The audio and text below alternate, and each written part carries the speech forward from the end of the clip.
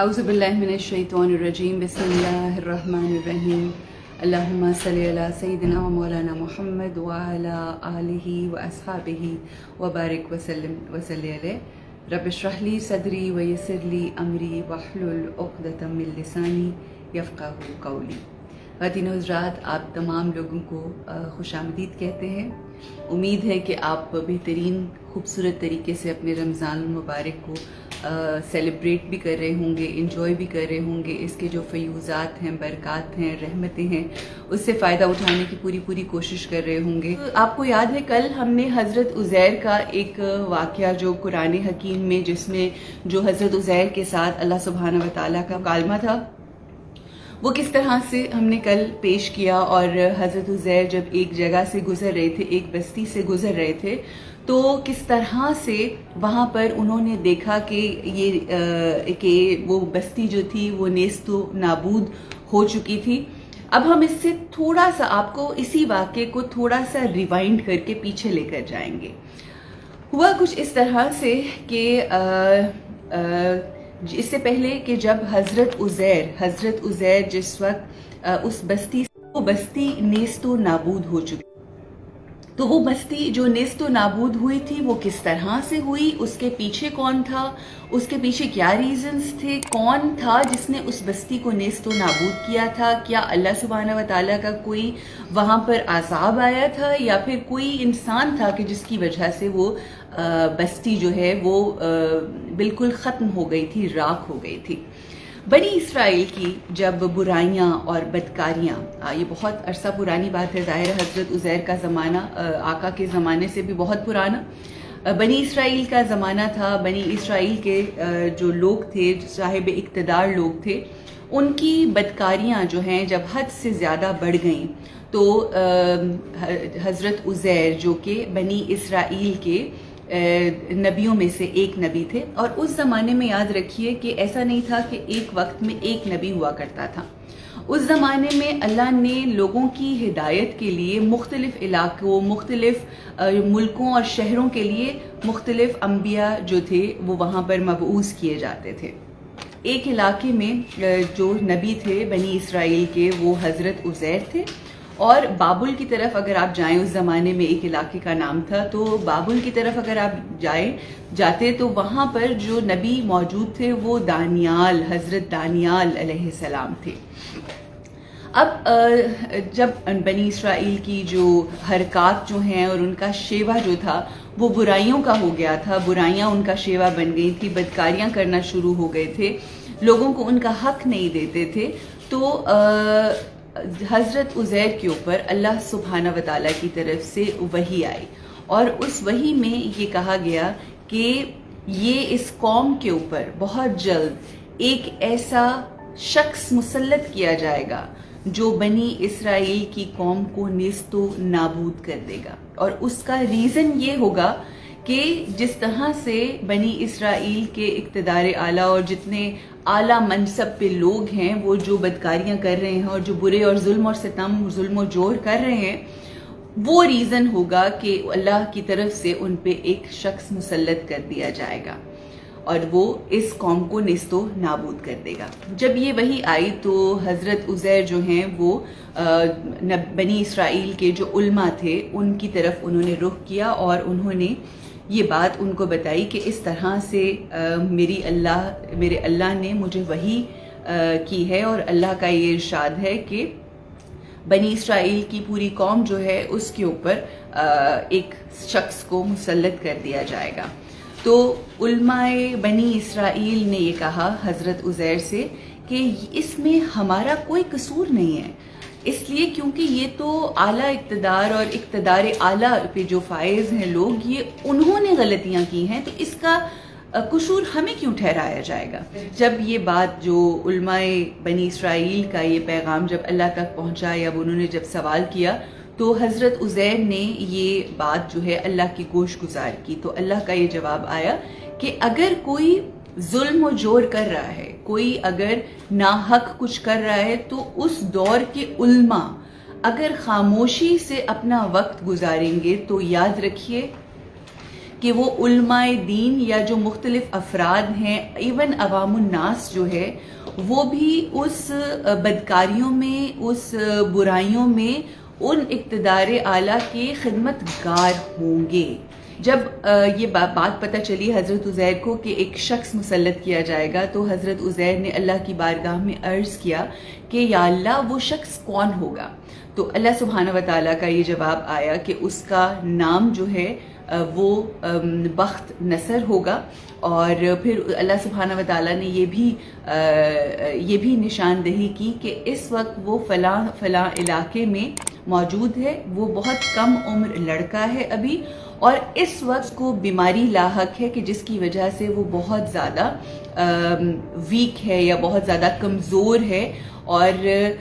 جو اس کی ولادت ہے اور جو اس کی ماں اس کی پرورش کر رہی ہے وہ بہت ہی نجس طریقے سے اس مرد کی پرورش کر رہی ہے اور اس کو حرام کھلا رہی ہے۔ جب حضرت عزیر کو یہ معلوم ہوا تو حضرت عزیر نے اس بستی کا رخ کیا، اس جگہ کی طرف گئے جہاں پر اللہ سبحانہ و تعالیٰ نے نشاندہی کی تھی۔ جب وہاں پر حضرت عزیر پہنچے تو کیا دیکھتے ہیں کہ ان کی ماں ایک نجس جانور کے دودھ میں اس کو روٹی کا نوالا بھگو کے کھلا رہی ہے۔ بہت بری اس کی حالت۔ جناب عزیر جب وہاں پر گئے اور انہوں نے اس شخص سے پوچھا کہ تمہارا کیا نام ہے، اس شخص نے کہا کہ میرا نام بخت نصر ہے۔ جب انہوں نے پوچھا اس کی حالت بہت غیر تھی، حضرت عزیر نے اس کی دیکھ بھال کرنا شروع کر دی، اس کے لیے دعا بھی کی، اس کی مدد کی، اس کی تیمارداری کی۔ کچھ ہی عرصے کے بعد وہ جو ینگ لڑکا تھا جس کا نام بخت نصر تھا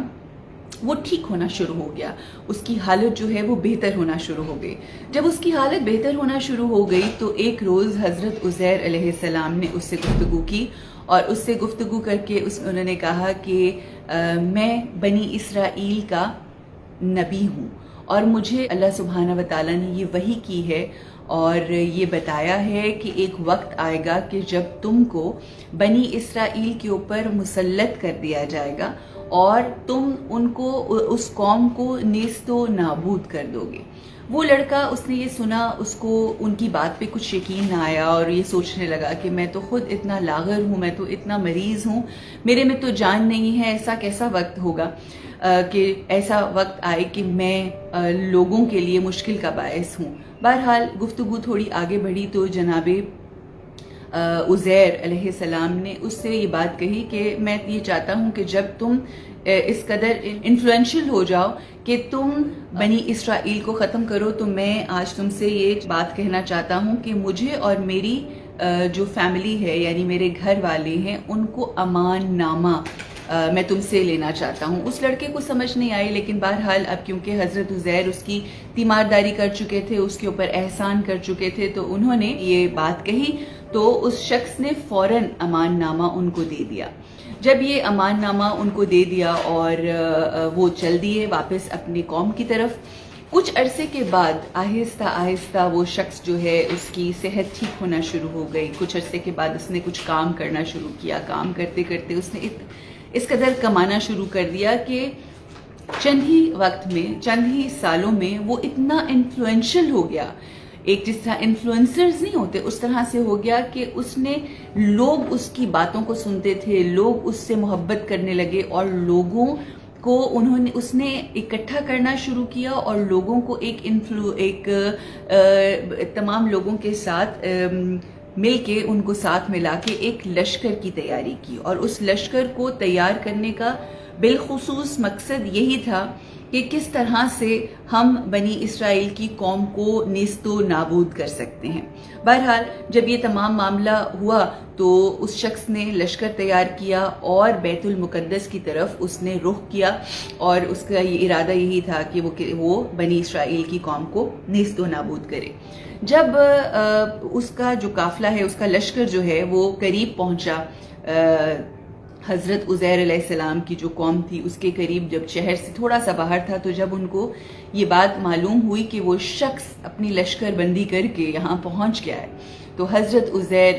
وہ امان نامہ لے کر اس شخص کے پاس گئے، اس شخص سے کہا کہ تمہیں یاد ہے کہ اتنا عرصہ پہلے تم نے مجھے امان دی تھی اور تم نے مجھے امان نامہ بھی دیا تھا۔ اس شخص کو یاد آ گیا وہ جو احسان کیا ہوا تھا حضرت عزیر نے، وہ یاد آ گیا، اپنا امان نامہ دیا ہوا یاد آ گیا، اور انہوں نے کہا کہ آپ کو امان ہے لیکن آپ کے علاوہ بنی اسرائیل کے کسی شخص کو میں نہ چھوڑوں گا۔ بہرحال یہ جب معاملہ ہوا، جب بخت نصر جو ہے وہ پہنچا، شہر کے اندر داخل ہوا حضرت عزیر کے، تو وہاں پر اس نے بہت ہی ایک عجب منظر دیکھا۔ وہ عجب منظر یہ تھا کہ ایک مٹی کا تودا سا تھا، ایک ٹیلا سا تھا، اور اس ٹیلے میں سے وہ جسے کہتے ہیں نا کہ خون ابل رہا تھا۔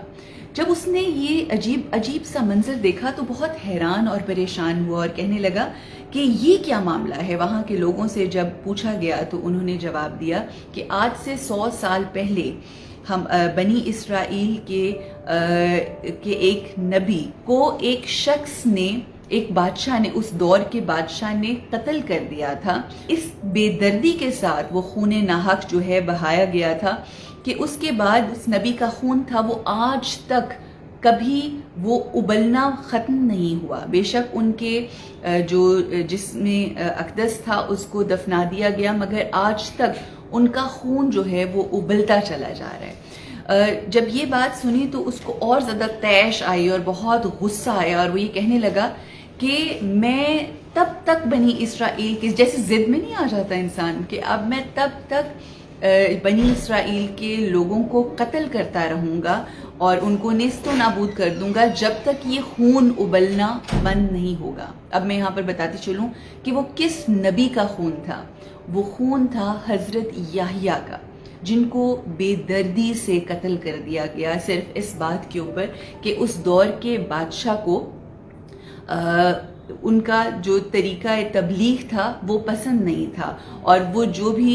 گفتگو حضرت یحییٰ کرتے تھے وہ اس حکومت اور اقتدار اعلیٰ اور اس بادشاہ کے جو بھی مورلز تھے یا جو بھی طریقہ کار تھے اس کے اگینسٹ تھا۔ سو ان کو قتل کر دیا گیا، اور اتنی بے دردی سے قتل کر دیا گیا۔ اور اگر آج بھی آپ کو انشاءاللہ اللہ سبحانہ و تعالی شام لے کر جائے تو جو یزید کا دربار ہے وہاں پر سر اقدس حضرت یحییٰ جو ہے وہ موجود ہے۔ بہرحال اس جسم اقدس کو جہاں دفن کیا گیا وہاں سے خون برپا ہو گیا اور خون نکلنا شروع ہو گیا، اور جیسے کہ میں نے آپ کو بتایا کہ بخت نصر نے یہ تہیہ کر لیا۔ اب اس شخص نے، بخت نصر نے، بنی اسرائیل کے قوم کے ہر انسان کو قتل کر دیا، اور جتنے، اب آپ یہ سوچیں کہ ایک ایسا پوائنٹ آیا کہ جس میں ایک بھی بنی اسرائیل کا کوئی شخص باقی نہ رہا، اور وہ بے انتہا پریشان ہوا، اور اس نے کیونکہ یہ تہیہ کیا ہوا تھا، یہ ایک چیلنج دیا ہوا تھا اپنے آپ کو کہ میں تب تک لوگوں کو قتل کرتا رہوں گا جب تک یہ خون ابلنا بند نہیں ہوگا۔ anyway، اس وہاں کے لوگوں سے پوچھا کہ اور کوئی اس بستی میں بنی اسرائیل کا کوئی شخص ہے، تو کسی نے بتایا کہ ہاں ایک شخص ہے جو ابھی بھی موجود ہے، اور وہ شخص وہی ہے جس نے اس دور کے بادشاہ کو یہ مشورہ دیا تھا کہ جس کے مشورے کے بعد بادشاہ نے حکم دیا کہ حضرت یحییٰ کو قتل کر دیا جائے۔ وہ بوڑھا شخص تھا جو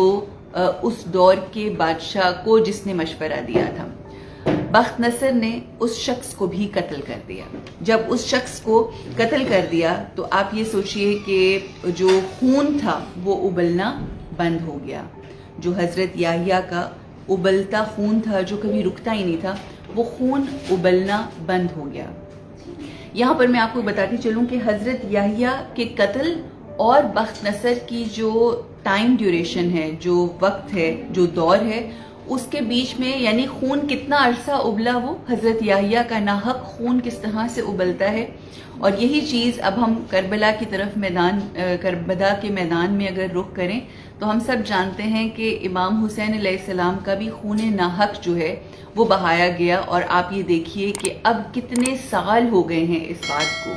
اور آپ یہ دیکھیے آج بھی جب 10ویں محرم آتی ہے تو امام حسین علیہ السلام کا خون جو ہے ابلتا ہے، اور مختلف مقامات پہ جہاں پر امام حسین علیہ السلام کے سر اقدس کو رکھا گیا، وہ بالخصوص ان ایام کے اندر جو ہیں وہ جگہیں جو ہیں وہ لال ہو جاتی ہیں۔ ایون ہمارے لاہور میں ایبٹ روڈ کے اوپر ایک تسبیح ہے کہ جس میں سے خون نکلنا شروع ہو جاتا ہے، تو خون ناحق جو ہوتا ہے وہ کبھی رائے گاہ نہیں جاتا۔ اور اس دور میں جب امام حسین علیہ السلام کی مدد کرنے والے بہت محدود لوگ تھے، اور آج جب آپ کربلا کے میدان میں جاتے ہیں تو ہم دیکھتے ہیں کہ کس طرح سے ان کی مدد کرنے کے لیے کتنے لوگ جو ہیں وہ واری نیارے جاتے ہیں اور اپنی محبت کا اظہار کرتے ہیں، صدائیں بلند کرتے ہیں، لبیک یا حسین۔ سو یہ ہے معجزہ حق والوں کا۔ بہرحال جب اس نے قتل کر دیا، اور جیسے ہی اس شخص کو قتل کیا جس نے مشورہ دیا تھا آج سے 100 سال پہلے، 1 صدی پہلے، اس بادشاہ کو جس نے حضرت یحییٰ کو قتل کیا، تو آپ یہ دیکھیے کہ وہ خون تھا وہ جوش مارنا بند ہو گیا۔ اس کے بعد اب اس شخص نے جو بخت نصر تھا وہ تھوڑا اور آگے بڑھا، اور وہاں پر ایک بستی کا نام بابل تھا، وہاں پر اس نے قیام کیا، اور اپنے جتنے بھی لوگ تھے وہاں پر انہوں نے اپنی بستی بسائی، اور اس کی بادشاہت تھی۔ وہ بہت مزے کی زندگی گزار رہا تھا، بہت خوشی کے دن گزار رہا تھا کہ کچھ عرصے کے بعد اس کو ایک اور نبی کے حوالے سے معلوم ہوا۔ اس نے سنا کہ حضرت دانیال جو ہیں وہ بھی بنی اسرائیل کے ایک نبی ہیں، اور اس شخص کو بھی آپ کو یاد ہوگا کہ آج سے 100 سال پہلے جب یہ واقعہ ہوا، اس سے 100 سال پہلے جب حضرت یحییٰ کا زمانہ تھا، تو اس شخص کو بھی یعنی اس بادشاہ کو بھی انداز تبلیغ پسند نہیں تھا۔ اسی طرح سے بخت نصر کو بھی حضرت دانیال علیہ السلام کا جو انداز تبلیغ تھا وہ پسند نہ آیا، کہ جس کی وجہ سے ان کو قید کر لیا گیا اور ایک کنواں کھدوایا گیا، اور اس کنویں کے اندر حضرت دانیال کو قید میں رکھا گیا۔ کچھ عرصے کے بعد،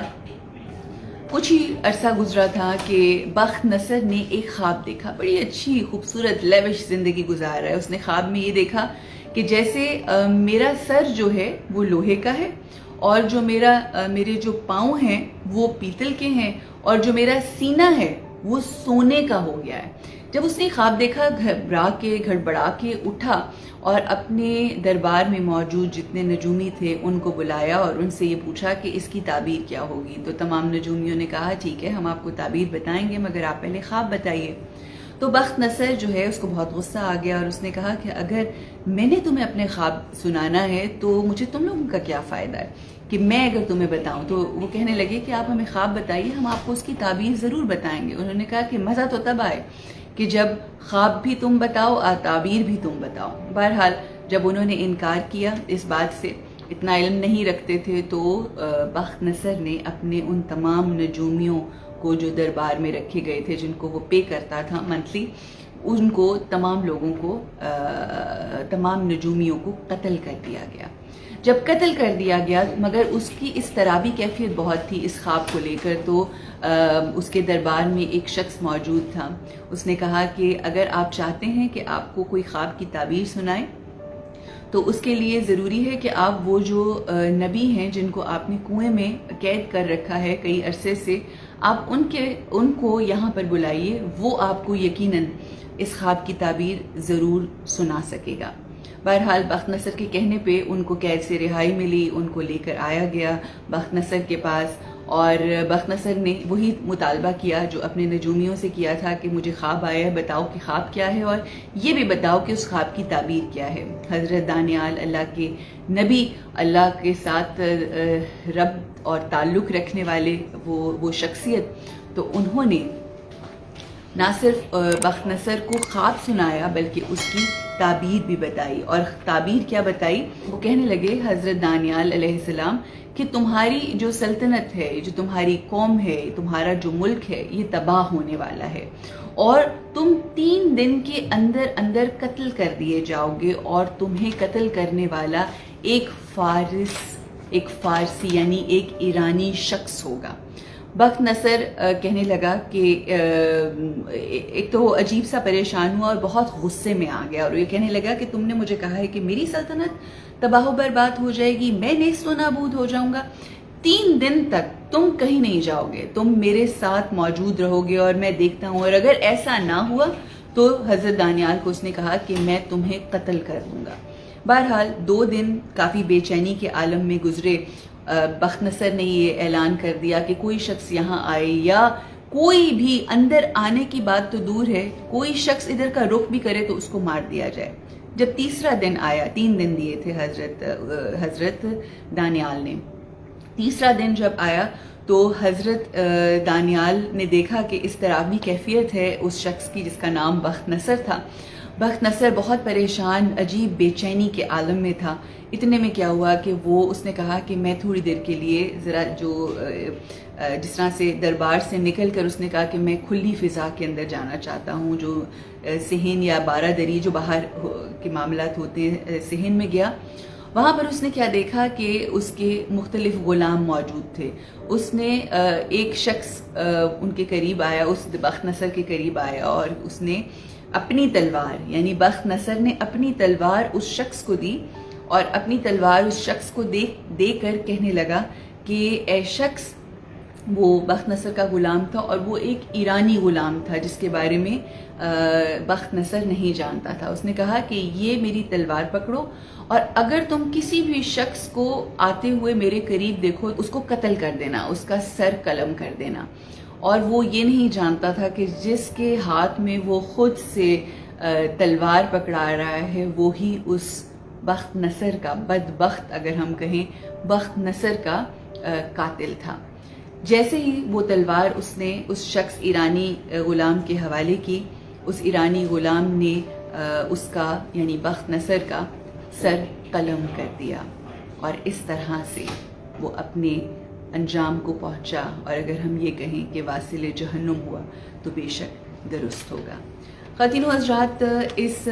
اگر کہانی کو ہم دیکھیں, یہ جو داستان ہے جو کہ, اور پھر